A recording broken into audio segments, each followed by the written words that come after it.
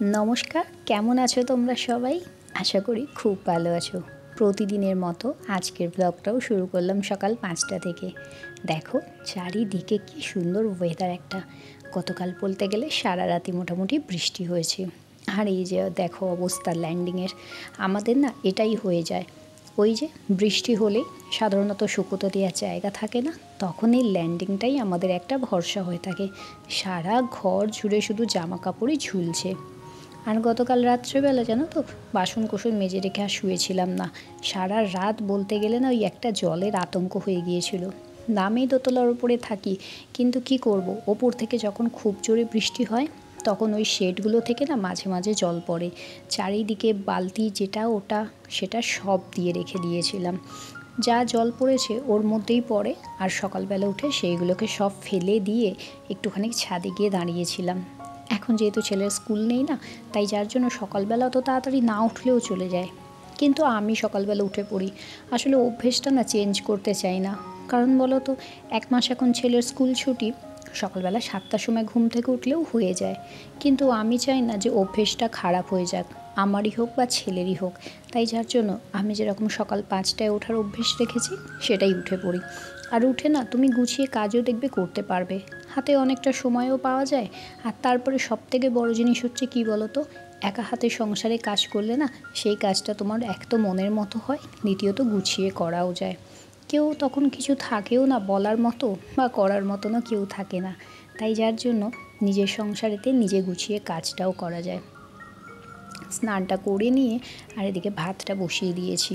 আর তবুও এখনও পর্যন্ত দেখলাম ঝিমঝিম করে বৃষ্টি পড়ছে। জামাকাপড় যেগুলো আজকে কেচেছি সেগুলো এখনও পর্যন্ত শুকোতে দিইনি। বেলায় যদি একটু বৃষ্টিটা কম হয় তারপরে যাব ছাদে গিয়ে শুকোতে দিয়ে আসবো।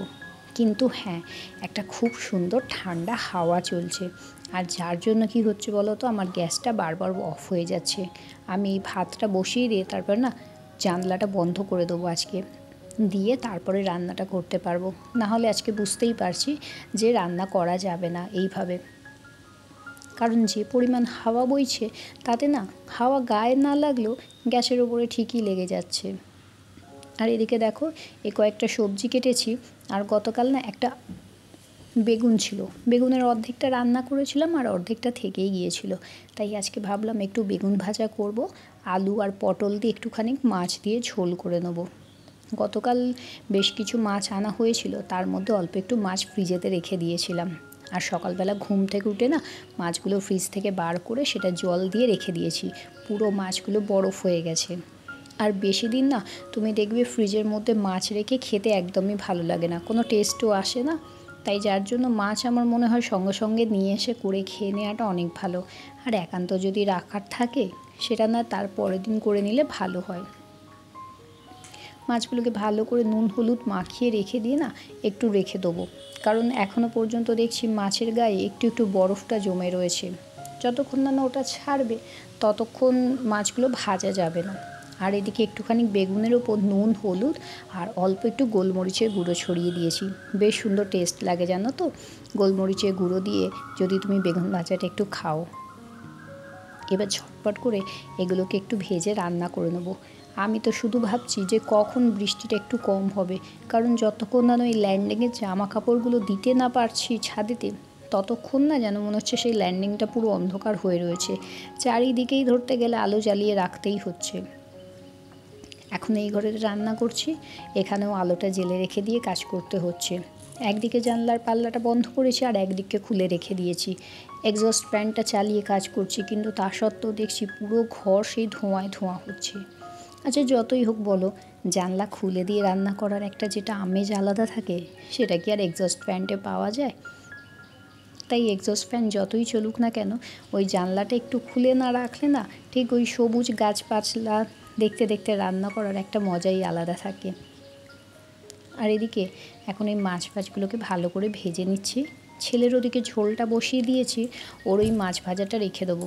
ও মাছ ভাজায় খেতে ভালোবাসে, ঝোলের মধ্যে মাছ দিয়ে দিলে না সেই মাছটা আর খেতে চায় না, একদম মাছটা নরম হয়ে ওঠে, যার জন্য ওটা ও খেতে চায় না। আর আমাদেরটা আজকে একটু আলু পটলের ঝোল করে নেব। বরকে বলেই দিয়েছি অল্প অল্প তেল মশলা খাও, কারণ এখন যেহেতু শরীরটা অবস্থা একটু খারাপ যাচ্ছে সবাইরই, তাই যার জন্য আমার মনে হয় অল্প অল্প তেল মশলা দিয়ে রান্না করে খাওয়াটাই বেশ ভালো। আমার যদিও বা জানো তো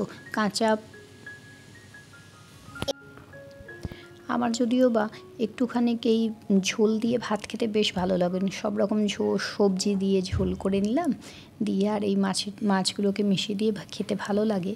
হাজব্যান্ড আবার সেটা খেতে একদমই চায় না, তাই যার জন্য ওর জন্যই একটু আলু পটল মাছ দিয়ে ঝোল করে নিচ্ছি। গতকালও মাছের রান্না করেছিলাম, সেই একইভাবে রান্না হয়ে গেলে বড্ড বিশ্রী খেতেও লাগে। আর একটু আধটু সবজি না খেলে না সেটাও যেন বড্ড বিরক্ত লাগে। দেখো পটল এক গাদা দিয়েছি আর একটা মাত্র আলু দিয়েছি। ওই একটা আলুতেও আমাদের আবার বেঁচে যায় জানো তো। একদমই হাজব্যান্ড আলু খেতে চায় না। আলু যদি দিতে হয় তখন ওই আমাকে খেতে লাগে। আর আমারও না সবসময় যে আলু খেতে একদমই ভালো লাগে সেটাও নয়। তাই ওই আলু আর পটল একটুখানি মিশিয়ে দিয়ে রান্নাটা করে নিচ্ছি। আজকে আর কোনো রকম কাচাকুচি করিনি, কিচ্ছু কাজ করিনি, কারণ ওই বর্ষা বাদলের দিনেতে না মনে হয় না যেন কিছু কাজ ফাজ করি বলে, সারাক্ষণ যেন মনে হয় বিছানার ধারে একটু চায়ের কাপ নিয়ে বসে থাকি। যদিও বা সেই সুযোগটা আমাদের সবসময়তে হয় না, কারণ এই সংসারেতে আমাদের নানান রকমের কাজ লেগেই থাকে। আর একটা জিনিস সত্যি কথা বলতে, সেটা হচ্ছে তোমার কাজটা তুমি যদি সময় মতো নাও করো না, কেউ কিছু বলার থাকে না। কারণ আমি জানি যে আমার একার সংসারে আমার কাজটা আমাকেই করতে হবে, না হলে সেই কাজটা পড়েই থাকবে। তাই আমি সবসময়তেই চাই একটুখানি যে কাজকর্ম করে নিয়ে তারপর আমি যদি 10 মিনিট বসি কোনো অসুবিধা নেই। রান্নাবান্না সব কিছু কমপ্লিট করা হয়ে গেছে। এবার আজকে একটু জল খাবার বানিয়ে নেবো, কারণ গতকাল রাত্রেবেলা রুটি করেছিলাম না, তাই সকালবেলা উঠে একটু জল খাবারটা বানিয়ে নিই। একটু ঝাল ঝাল উপমা বানিয়ে নেবো। হাজব্যান্ড এটা খেতে ভীষণ ভালোবাসে, আর আমারও মোটামুটি খেতে খুব একটা খারাপ লাগে যে তাও নয়, কিন্তু আমার ওই গ্যাসের একটু সমস্যা আছে বলে ওটাই একটা অসুবিধা। সকালবেলা উঠে সুজি খেলেই না গ্যাস অম্বল হয়ে যায়। ভাবছি একটা গ্যাসের ওষুধ খেয়ে নিয়ে তারপরে খাবারটা খাবো, আজকে ঠিক করে রেখেছি। আর ওদিকে ছেলেকেও ঘুম থেকে তুলে দিয়েছি, কারণ ওরও এবার মোটামুটি ধরতে গেলে আর 10-12 দিন পরেই স্কুলটা খুলে যাবে। এখন থেকে ওকে যদি অভ্যেসটা না করাই না সকালবেলা ঘুম থেকে ওঠার, আবার ওর যেমনকার তেমন হয়ে যাবে। আর ঘুম থেকে তুলে খাইয়ে দাইয়ে তারপর ওকে পড়তে বসিয়ে দেবো। সকালে যেমন ওর পড়ার অভ্যেসটা থাকে সেটা বরাবরই যেন ওর থেকে যায়, সেই একটা অভ্যেসটা করিয়ে রাখবো। বাচ্চা হোক বা বড়, যাই কেউ বলো না কেন, মানুষ সত্যিকারেরই অভ্যেসের দাস। তুমি একটা কোনো কাজ যদি প্রত্যেক দিন নিয়ম মতো করতে থাকো তাহলে দেখবে সেটা একটা তোমার হ্যাবিটে পরিণত হয়ে যায়। আমিও তাই সবসময়তে আমার ছেলেকে চেষ্টা করি স্কুল বন্ধ থাক সেদিনকে কী করি, ওকে সকালবেলা উঠে ওই টাইমটা পড়তে বসাই। বেশি না হলেও আধ ঘন্টা 1 ঘন্টাও যদি ও পড়ে তাহলে ওর মনে হবে যে না, সকালবেলা ঘুম থেকে উঠে কিন্তু আমাকে পড়তে বসতে হবে। এটা একটা হ্যাবিচুয়েট হয়েই থাকে। ঠিক সেই রকমই আমারও যেমন সকালবেলা উঠেই মনে হয় যে না, আগে সকালবেলার এইসব কাজকর্মগুলো করে নিয়ে তারপরে টুকিটাকি তো সারাক্ষণের কাজ থাকে সেগুলো করে নেবো। আর সারাক্ষণ ছেলের সাথে খুনসুটি হুড়োহুড়ি মারামারি এই করে করে মোটামুটি আমার সারাটা দিন কেটে যায়।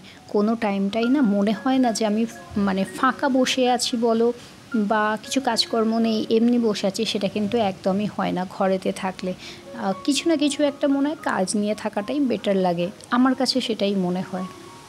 আর সব রান্নাবান্না কমপ্লিট হয়ে গেছে, হাজব্যান্ডও বেরিয়ে গেছে। এবার এখন একটু রান্নাঘরটাকে পরিষ্কার করে নিচ্ছি। রান্নাঘরেতে না ওই মাছ রান্না করেছি, তারপর একটা আষ্টে গন্ধ হয়ে গেছে। আর সেদিনকেই যে আমি একটা স্প্রে বানিয়েছিলাম সেটাকে না ওই জলের বোতলটার মধ্যেই রেখে দিয়েছি। প্রত্যেক দিন রান্নাঘরটা ধোয়ার সময় ওই জলটা দিয়ে ভালো করে মিশিয়ে তারপরে ওভেনটা মুছে পরিষ্কার করে রাখছি।